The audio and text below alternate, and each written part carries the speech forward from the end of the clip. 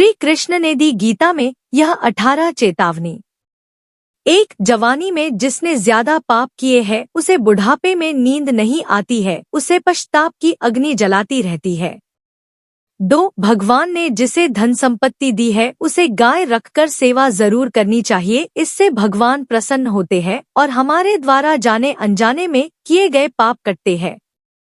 3, जुआ, मंदिरापान, परस्त्री गमन, हिंसा, असत्य, मद, आसक्ति और निर्दयता, इन सब में कलयुग का वास है, इसलिए इनका एक और नाम है घोर पाप।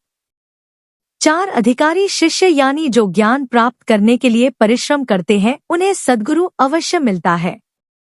5, भगवान श्री कृष्ण कहते हैं कि मनुष्य को अपने हृदय को बार बार समझाने की कोशिश करनी चाहिए कि ईश्वर के सिवाय उसका कोई नहीं है, साथ ही यह विचार करना चाहिए कि इसका कोई भी नहीं है इस ब्रह्मांड में जो उसका साथ देगा, वो सिर्फ परमात्मा है।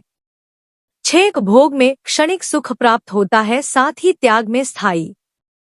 7, श्री कृष्ण कहते हैं कि सत्संग ईश्वर की कृपा से मिलता है, परंतु कुसंगति के पड़ना मनुष्य के अपने ही विचारों के कारण होता है।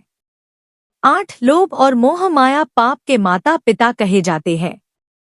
9, श्री कृष्ण कहते हैं कि स्त्री का धर्म है कि रोज सुबह तुलसी और माता पार्वती का पूजन करे, इससे उनकी सुख समृद्धि हमेशा बनी रहती है। 10, मनुष्य को हमेशा अपने मन और बुद्धि पर विश्वास नहीं करना चाहिए, क्योंकि ये बार बार मनुष्य को दगा देते हैं। खुद को निर्दोष मानना बड़ा गुनाह साबित होता है। 11, पति पत्नी पवित्र रिश्ता बनाए रखने से भगवान पुत्र के रूप में उन्हें घर आने की इच्छा रखते हैं।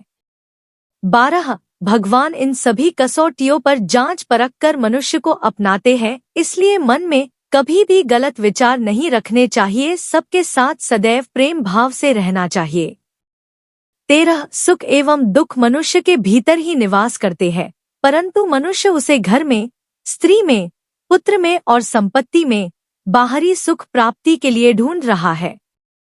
14, भगवान श्री कृष्ण कहते हैं कि उपासना केवल शरीर से ही नहीं मन से भी करनी चाहिए, ईश्वर का वंदन उन्हें प्रेम बंधन में बांधता है।